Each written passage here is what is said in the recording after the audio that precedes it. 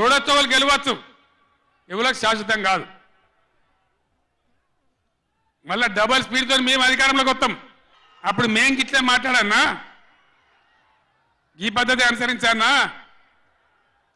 మిగిలితారా మీరు నశంలకు కూడా? ఈ అహంకారంతో, దుర్మార్గమైన విధానంతో నదుల నీళ్ళ మీద నీకు అవగాహన లేదు. నన్ను అడగనట్టు నేను చెప్పు కదా, అడిగే సంస్కారం ఉండద్దా, తెలివి ఉండద్దా? అన్నా ఏం దగ్గర ఇట్లా అంటాను, కేఆర్ఎంపీకి అప్పచెప్పమంటాను, ఏం చేయాలి? ఈ పొన్నాల లక్ష్మయ్య గారు ఉన్నాడు, హరీష్ రావు ఉన్నాడు, నేనున్నా, కడియం సిఆర్ ఉన్నాడు, నీళ్ళ మీద పనిచేసిన వాళ్ళు ఉన్నారు. ఎవరిని అడిగినా చెప్తుంటాం కదా, మీకు తెలివి లేకపోతే. ఆయన అక్కడి నుంచి మాట్లాడుతున్నాడు మళ్ళీ అధికారంలోకి వస్తామని. నువ్వు చేసిన పనికి నిన్ను అధికారంలోకా? ముందే ప్రజలకి విషయాలు తెచ్చుంటే ఆ ప్రతిపక్ష హోదా కూడా నీకు రాకపోతుండే. ఇవాళ ప్రతిపక్ష నాయకుడిగా నీ బాధ్యతను నువ్వు నెరవేర్చకుండా పారిపోయి శాసనసభకు రాకుండా ముఖం చాటేసి ఇంకెక్కడికి వెళ్తావని నేను అడుగుతున్నా. మీకు 39 మంది ఎమ్మెల్యేలను ఇచ్చి ప్రతిపక్ష నాయకుడు హోదా ఇస్తే సభలోకి వచ్చి సమస్యల మీద చర్చించకుండా పారిపోయి ఈరోజు మీరు ఏ రకంగా ప్రజల ముందుకు వస్తారు? ఏ ముఖం పెట్టుకొని వచ్చిండ్రు? ఒక 2-3 పిల్లర్లు కుంగిపోయినాయి. ఎన్నిసార్లు కుంగిపోలే? నాగార్జున సార్లు కుంగిపోలేదా? కడెం ప్రాజెక్టు గేట్లు కొట్టుకపోలేదా? మొన్నటిదాకా మూసీ ప్రాజెక్టు గేట్లు చక్కగా ఉండేదా, కొట్టుకపోలేదా? ఏదైనా పోతే సదరాలు దాన్ని మంచిగా చేయాలి, తొందరగా మంచిగా చేసి రైతులకు నీళ్ళు ఇవ్వాలి. కానీ మేము మేడిగడ్డకు పోతాం, బొందలగడ్డకు పోతాం, ఇదా రాజకీయమా? ఇది తెలివా? అక్కడ ఓ 4-5 పిల్లర్లు కూలినాయి, కూలితే పెద్ద తప్ప? అయ్యా నీకేది తప్పు కాదు. ఎందుకనంటే తప్పులకు పాల్పడ్డదే నువ్వు. నీకు నువ్వే తప్పు జరిగిందా, నీకు నువ్వే శిక్ష విధించుకునేటంత నిజాయితీ పరుడు అని ఏమైనా తెలంగాణ సమాజం భావిస్తుంది అనుకుంటున్నారా? మీ దోపిడీకి మేడిగడ్డ బలైపోయింది, అన్నారం సుందిల్లా సున్నమైపోయినాయి. ఈరోజు కాళేశ్వరము మీ 1,00,000 కోట్ల దోపిడీకి బలైపోయింది. అందుకే మీరు దీన్ని చాలా అల్కగా తీసుకుంటున్నారు. ఇక్కడ వచ్చిన వాళ్ళని చులకన చేసి మాట్లాడుతున్నారు. బడ్జెట్ జరుగుతుంటే ఏమవుతుంది? బడ్జెట్ అతి ముఖ్యమైన విషయం. ఎప్పుడు కూడా చరిత్రలో దాన్ని పక్కకు పెట్టి వేరే అంశాలు తీసుకోరు. కానీ అగమేఘాల మీద ఇది జరుగుతుంటే, ఆ రగడ జరుగుతుంటే, బిడ్డ మీ సంగతి బదాలను నిలబెడతా, మిమ్మలను ప్రజల ముందే తెలుసుకుంటాం అని నల్లగొండ నేను పిలిపించిన. ఎందుకంటే నాకు చేతనైనా కాకపోయినా నా కట్టె కాలే వరకు తెలంగాణకు అన్యాయం జరిగితే చివరి శ్వాస దాకా కూడా పులిలాగా లేచి కొట్లాడతా తప్ప పిల్లిలాగా ఉండను. ఎట్టి పరిస్థితులలో 600 ఏ విషయంలో కూడా తెలంగాణకు అన్యాయం జరగనివ్వను. కొట్లాడదాం.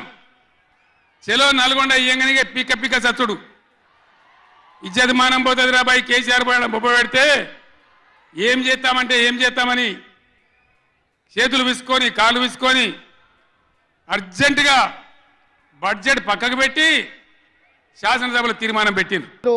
కేఆర్ఎంబీ మీద మీకు అవగాహన లేకపోతే నడితే అన్న ఎట్లా చేద్దామని మాట్లాడితే నేను సలహా చెప్పటోని. అయ్యా శాసనసభలో చర్చ పెట్టినాం, సలహా చెప్పమని అడిగినాం.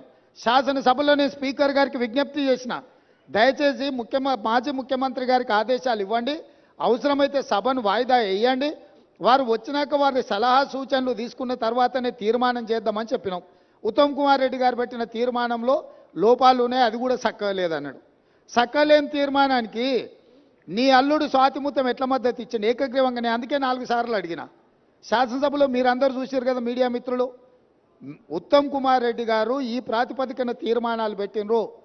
దీనికి టీఆర్ఎస్ పార్టీ వైఖరి ఏందో స్పష్టంగా చెప్పండి అని అంటే, హరీష్ రావు గారు మాజీ సాగునీటి పారుదల శాఖ మంత్రిగా, కేసీఆర్ కుటుంబ సభ్యుడిగా స్పష్టంగా ఈ తీర్మానానికి సంపూర్ణమైన మద్దతు పలుకుతున్నా అని చెప్పిండు. అప్పుడే నేను లేచి ఏం చెప్పినా, వీళ్ళు మాట్లాడేదానికి ఏం విలువలేదా చంద్రశేఖరరావు, ఇవి విలువలేని మాటలను కొట్టిపడేస్తాడు, ఆయననే యజమాని, ఆయన ఓనర్, ఆయన వచ్చి చెప్తే తప్ప దీంట్లో విషయం లేదని నేను చెప్పిన. ఇవాళ సరిగ్గా నల్గొండలో అదే మాట్లాడండి. ఏం తీర్మానమే? దిక్కుమాలిన తీర్మానం, దాంట్లో ఏమైనా విషయం ఉందా? అదో పనికిమాలిన తీర్మానం, ఆ తీర్మానానికి వీళ్ళందరూ మద్దతు అని. కృష్ణా జలాలలో అటు గోదావరి జలాలలో తెలంగాణ రాష్ట్రానికి రావాల్సిన సంపూర్ణమైన వాటా వచ్చేదాకా బీఆర్ఎస్ కొట్టాడుతుంది. ఇలా అసెంబ్లీలో తీర్మానం చేయగానే కాదు, అఖిలపక్షం తీసుకొని పోవాలి ముఖ్యమంత్రి, అధికార పార్టీ అన్ని పార్టీల రాజకీయ నాయకులను ఢిల్లీకి తీసుకొని పోవాలి, ప్రధానమంత్రిని నిలదీయాలి, మా వాటా మాకు వస్తే తప్ప ఊరుకోమని చెప్పాలి. ఆ చెప్పేదాకా మనం కూడా ఎంబడ పడాలి. ప్రజా ఉద్యమాలు ఉంటేనే ప్రభుత్వాలు అప్రమత్తంగా ఉంటాయి, జాగ్రత్తగా ఉంటాయి. కాబట్టి ఈ దొంగ నాటకాలు మానుకొని పాలమూరు ప్రాజెక్ట్ ఎట్లా చేయాలో ఆలోచన చేయండి, మంచి కరెంట్ ఎట్లా చేయాలో ఆలోచన చేయండి. మీరు గెలిచిన ఉండండి, 5 ఏళ్ళ అధికారం ఇవ్వాలంటున్నాడు ఆయన. ముఖ్యమంత్రి గారు అఖిలపక్షాన్ని ఢిల్లీకి తీసుకెళ్లాలి. ముఖ్యమంత్రి గారు అఖిలపక్షాన్ని ఢిల్లీకి తీసుకెళ్తాను. ఒకవేళ శాసనసభలో మీరు వచ్చి మీరు ఆ ప్రతిపాదన పెట్టండి.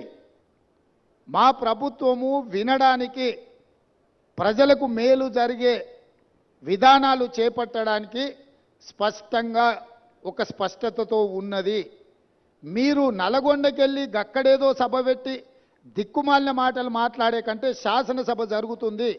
ప్రధాన ప్రతిపక్ష నాయకుడిగా 10 సంవత్సరాలు ముఖ్యమంత్రిగా పనిచేసిన మీరు, 20 ఏళ్ల నుంచి తెలంగాణ కోసం కొట్లాడినని చెప్పుకునే మీరు సభకి ఎందుకు రావడం లేదు? కంటే 4 మంచి పనులు చేస్తాం, ప్రజలు అవలనిపించుకుంటామనే మాట ఉండాలి, ఆరాటం ఉండాలి.